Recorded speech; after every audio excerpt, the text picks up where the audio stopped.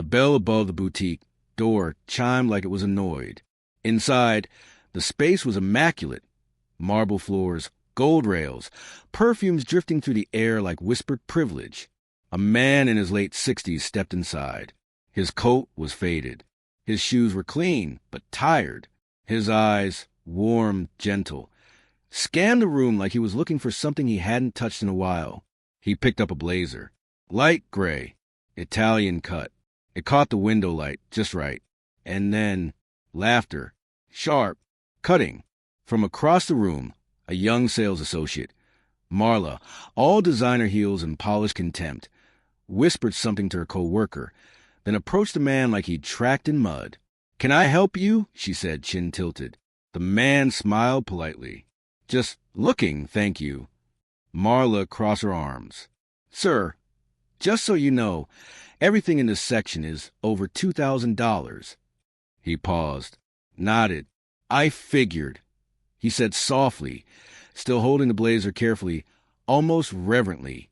Behind the register, her co-worker giggled. Marla leaned in slightly. "We don't get many browsers here." He smiled again, smaller this time. "That's all right. I won't touch anything else." And he turned, slow, placing the blazer gently back on its hanger, like it was someone else's dream. Near the door, a man in a black baseball cap lowered his sunglasses slightly. He hadn't said a word yet, but now he stepped forward, just a little, quiet, intentional. Keanu Reeves, no entourage, no spotlight, just presence, and he had seen everything. The man in the old coat reached for the boutique's door handle, slowly, like he didn't want to stir the air he was never meant to breathe. Then a voice, quiet, calm, cut through the sterile perfection of the shop. "Excuse me, sir." He turned.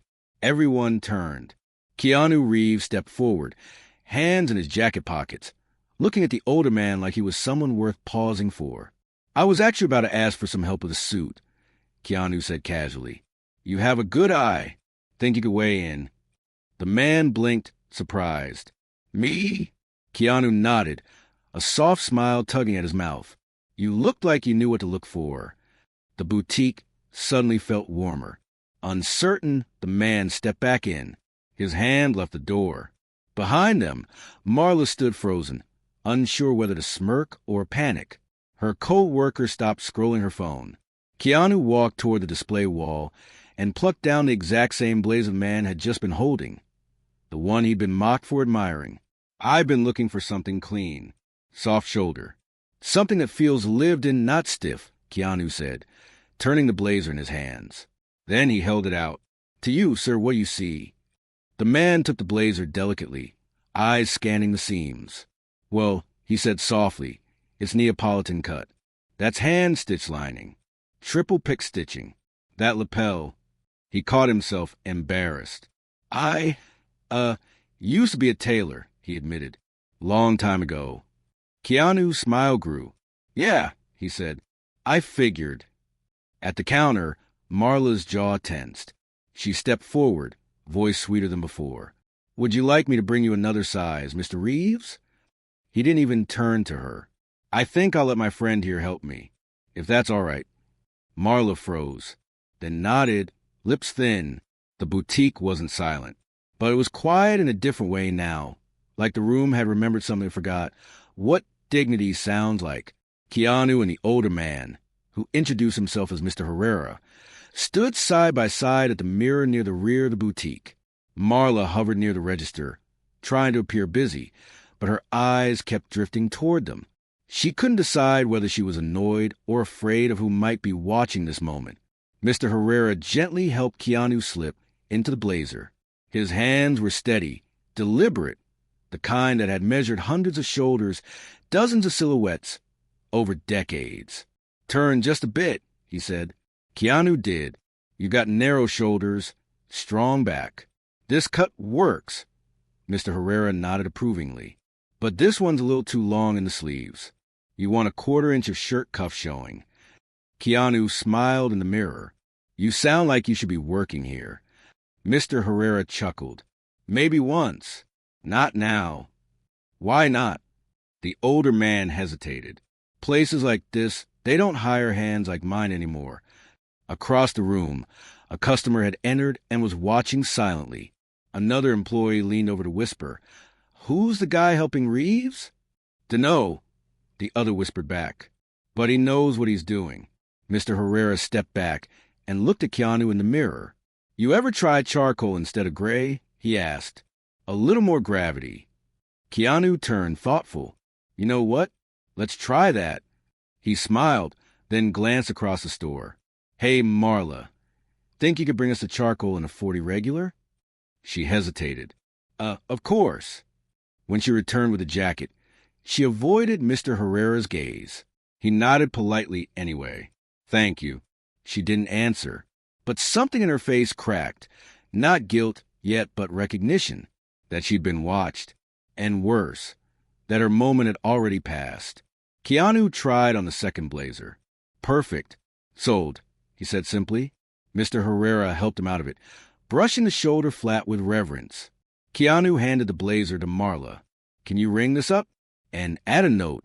I'll need the sleeves shortened to 24.5 inches. Blind hem." Marla blinked. "Of course." He turned back to Mr. Herrera. "Do you have a card?" The man laughed. "No, I haven't handed one out in 10 years. "Then give me your number," Keanu said. "I might have another jacket that needs someone who knows what they're doing." The boutique was still spotless, still expensive, but for the first time in a long while, it felt human. The boutique opened at exactly 10 a.m. By 10:07, Marla had already reapplied her lipstick twice. She couldn't shake the feeling that yesterday had been a test. And she hadn't just failed. She'd laughed during the exam. She had Googled Keanu's name all night, found hundreds of stories, but none, about him shopping with a stranger in an old coat. Now, every time the door chimed, she stiffened. At 10:22, it chimed again. Keanu walked in. Same black cap, same quiet presence. But this time he wasn't alone. Behind him came two people. Mr. Herrera, wearing a crisp button-down and freshly polished shoes, and a woman with sharp eyes and a discreet leather portfolio, his stylist, apparently. Marla rushed forward. "Mr. Reeves, welcome back." He smiled, soft but unreadable. "Thanks. Just here to pick up the jacket, and to take a closer look at your tailoring space, if that's all right." She blinked. "Tailoring space?" He nodded. "Mr. Herrera offered to consult for me privately. I wanted to see if your team would be open to letting him demonstrate some of his work, maybe for future referrals." Marla froze. I'm not sure we..." Behind the counter, the manager, Elaine, emerged from her office, overhearing. "We'd be thrilled," she said smoothly, extending her hand to Mr. Herrera like they'd been old friends. He shook it, polite and measured. As the boutique staff watched, Mr. Herrera opened a small roll of tools from a worn leather kit. Scissors, chalk, a cloth tape. His hands moved with confidence that didn't need approval. He demonstrated a simple adjustment on one of Keanu's shirts. Clean lines, sharp folds, surgical precision. Within minutes, two other customers were asking if he was available. Marla stood near the perfume shelf, invisible now. Another associate whispered behind her. Wasn't that the guy she laughed at? Keanu stepped away to take a quiet call. When he returned, Elaine asked lightly, "Would you like us to prepare anything else today?" He glanced around, then looked straight at Marla. "Actually, I'd like to speak to your hiring manager. I want to make sure everyone here knows how to spot real value when it walks through the door." Marla paled. Elaine's smile stiffened. Keanu didn't raise his voice, didn't glare. He just existed like truth in the middle of a showroom built on image. By noon, the boutique was no longer operating on routine. Mr. Herrera had drawn a quiet crowd. Customers watching as he expertly pinned, measured, and spoke in a tone that invited trust. He didn't perform. He didn't posture. He simply knew. And that was enough. Keanu leaned against the side wall, watching. Elaine stood beside him, arms crossed tightly over a clipboard. "He's very skilled," she admitted. Keanu nodded. "Yes, he is." She hesitated. "We'd be open to hiring him as a temp consultant. Seasonal. Keanu's head turned slightly. He's not seasonal. He's what you forgot this industry was built on. Elaine said nothing. Meanwhile, Marla stood stiffly near the shoe wall, folding and refolding the same silk scarf.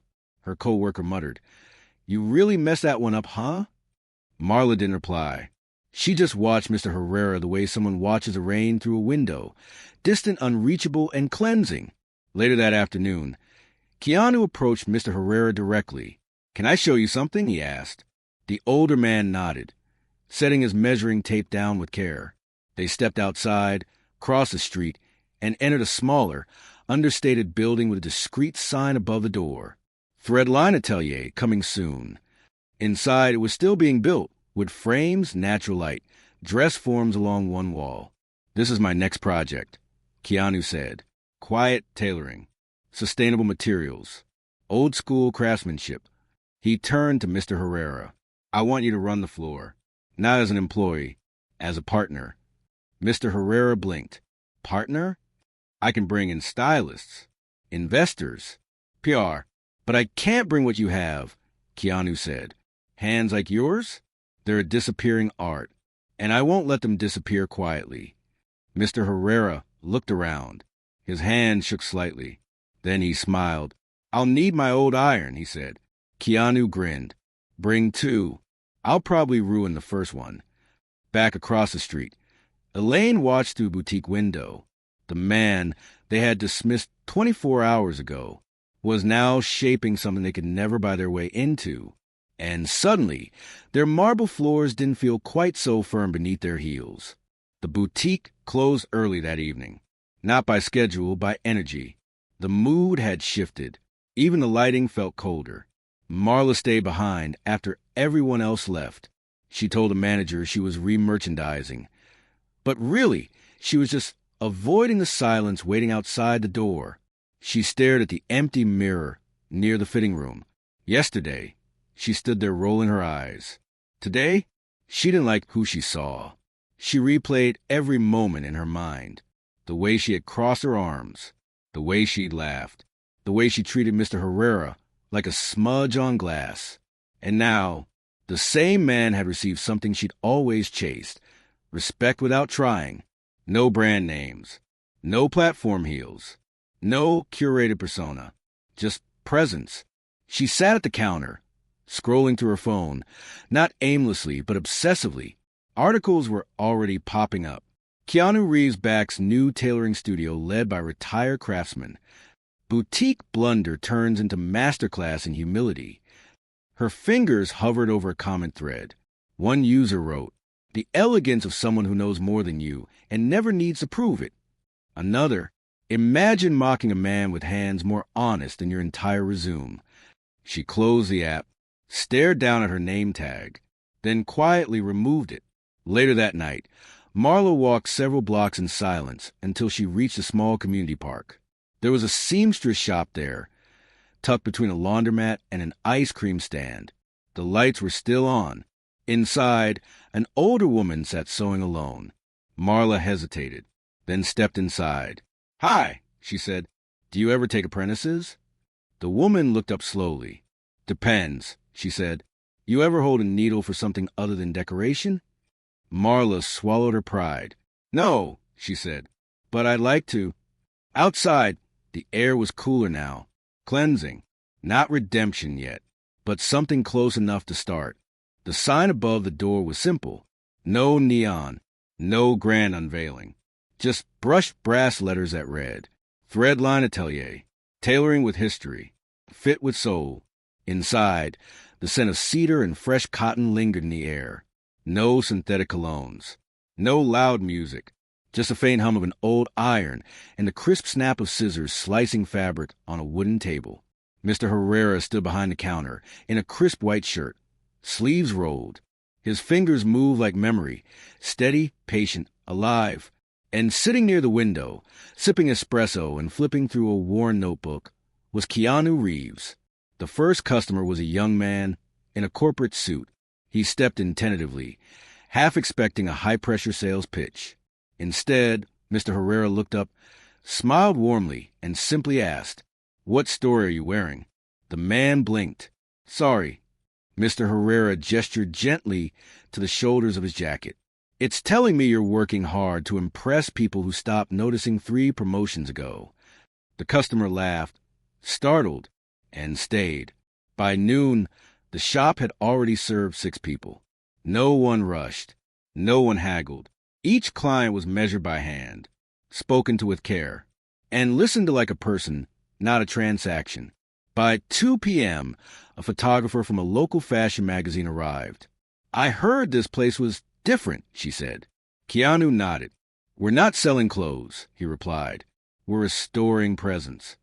Across the street, behind the boutique window, Marla watched. She wasn't dressed like herself. Not the self people remembered. No heels. No sharp eyeliner. Just soft jeans and a quiet notebook. She didn't walk in. Not yet. But she stayed. Watching. Learning. Willing. Threadline didn't trend that day. But something better happened. Customers who entered left slower.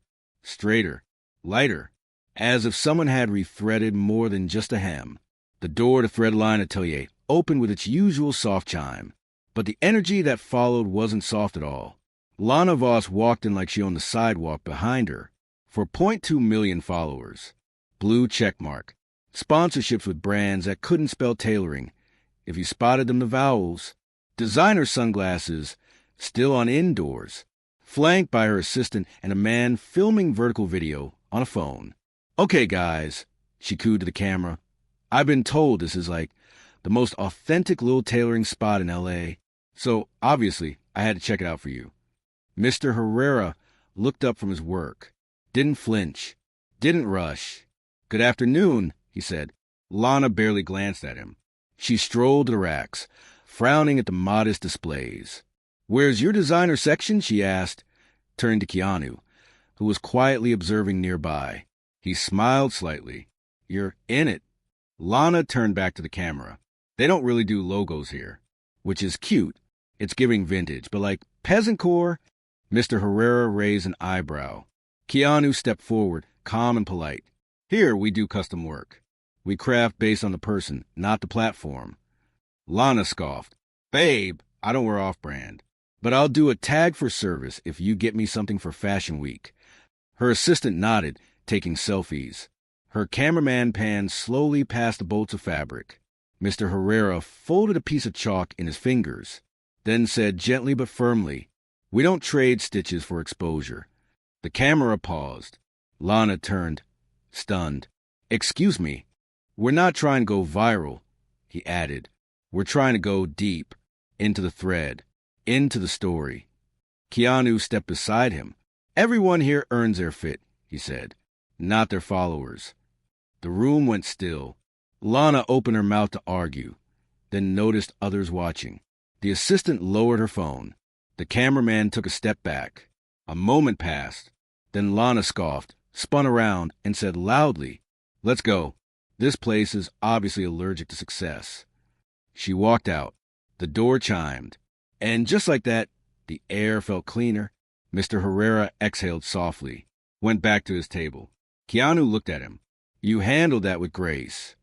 The old Tailor smiled. She wanted a mirror. We only offer truth. It was late afternoon. The light through Threadline's front windows had turned golden, soft, slanting across spools of thread and unfinished basted jackets. The day was quiet. No appointments booked. Just the hum of presence and patience. Mr. Herrera was alone on the floor, brushing a navy wool blazer when the bell above the door chimed. He turned, expecting a regular. But the man who stepped inside was no stranger. Mid-60s, broad shoulders, eyes sharp from behind rimless glasses. Mr. Herrera froze. Luis? The man nodded. Hey, old friend. They hadn't spoken in 22 years. Not since the day they'd both been let go from the tailoring floor of a once prestigious department store. The day the company decided modern customers don't need old methods. Luis walked slowly toward the counter, looked around. This place is beautiful, he said. It smells like real work. Mr. Herrera chuckled softly. Not enough of that left. Luis paused, then pulled something from his coat, an old folded piece of cloth, unwrapped it carefully.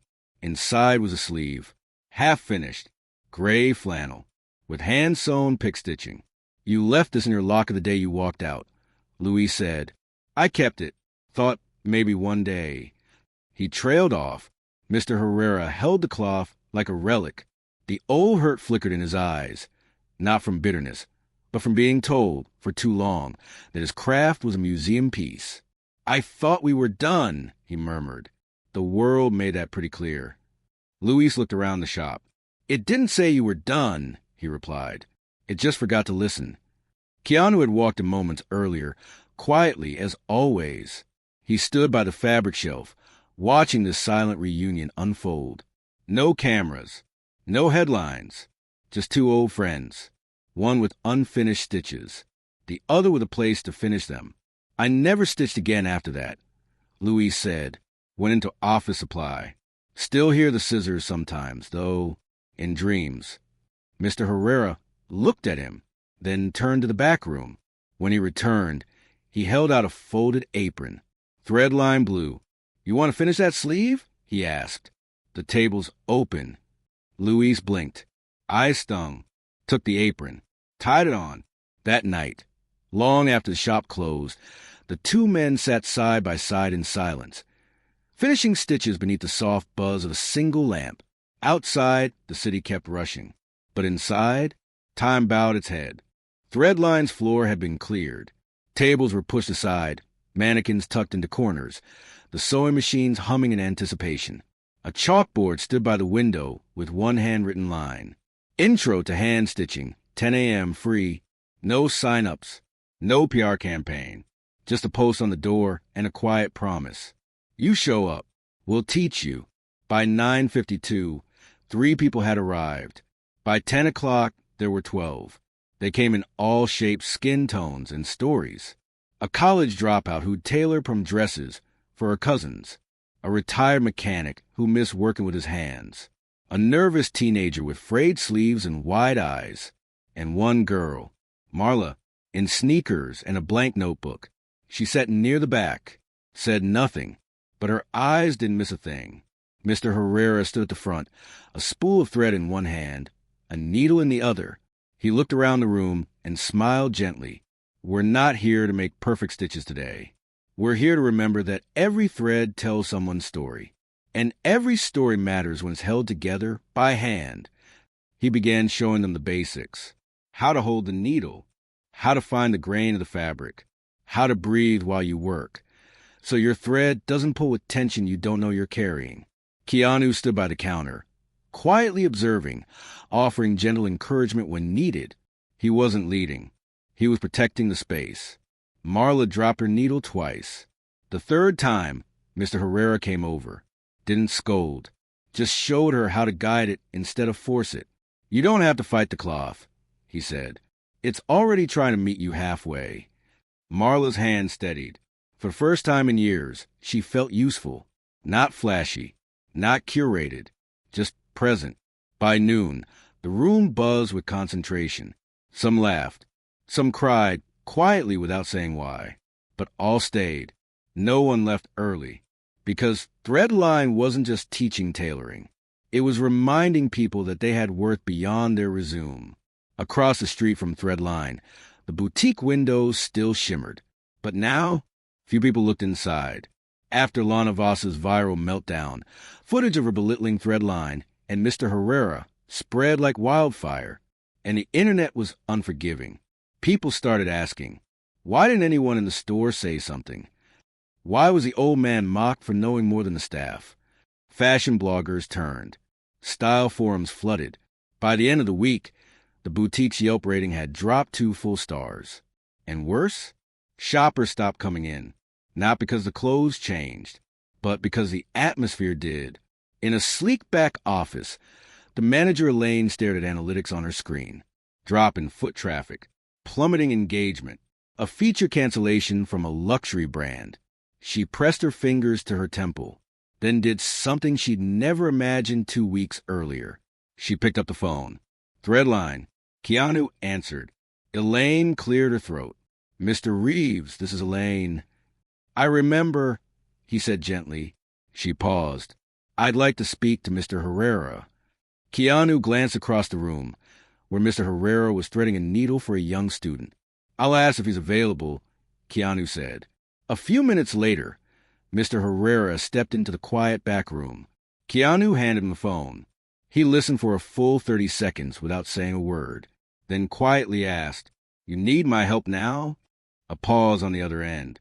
"Yes," Elaine said. "We need to rebuild trust. And people clearly trust you. Maybe you could guest consult publicly. Show we're learning." Mr. Herrera's voice stayed calm. "No," he said.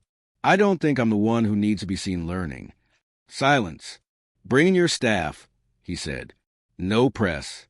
No selfies. Just people willing to stitch." Elaine hesitated. "You do that?" "I won't save your name," he replied, "but I'll help you earn a new one." Then hung up. That Sunday, Marla stood beside Mr. Herrera inside Threadline, helping set up extra stations. She looked up. "You think they'll really come?" He smiled faintly. "They'll come." And sure enough, at 10 a.m., a familiar face appeared in the doorway. Elaine, followed by 2 sales associates. No makeup, no suits, just blank notebooks and a quiet hope to start again. The door to Threadline opened at exactly 10. Elaine stepped in first. No clipboard, no designer bag, just soft eyes and slower steps. Behind her, 2 of her sales staff. Marla was already inside, waiting, not behind a counter, but beside a sewing table, apron on, sleeves rolled. She didn't flinch when they saw her. She nodded, and that was enough. Mr. Herrera greeted them with quiet warmth. No speeches, no guilt trips, just thread there, needle here. Let's see what your hands remember. For the next 2 hours, no one talked about job titles, quarterly goals, or fashion weeks. Instead, they pricked fingers, dropped needles, laughed awkwardly, and listened, really listened, as Mr. Herrera told stories with his hands. About his first suit made from scraps when he was 16, about measuring clients who spoke 3 languages but still felt most fluent in silence, about watching the industry trade humanity for speed and forgetting what presence meant. Elaine sat with her head bowed over a cuff seam. "I used to think polish mattered more than people," she said quietly. "No one told me I was wrong. I just assumed I was right." Mr. Herrera didn't scold. He just handed her a fresh thread. "Now you know, so now you stitch differently." Marla stayed after everyone left. She helped sweep, organize the chalks, and before she left, she walked up to Mr. Herrera. "Thank you," she said, "for not shutting the door after I slammed it." He smiled. Doors don't teach anything when they're closed. Later that evening, Keanu and Mr. Herrera sat in the still shop. The day's noise long faded into a soft memory. On the counter sat an envelope. Inside, a simple certificate, framed hand-signed, Master Tailor in Residence, Threadline Atelier, Luis Herrera, for building more than clothes, for restoring what industry forgot. Mr. Herrera ran his fingers along the edges. "I'm just sewing," he said. Keanu shook his head.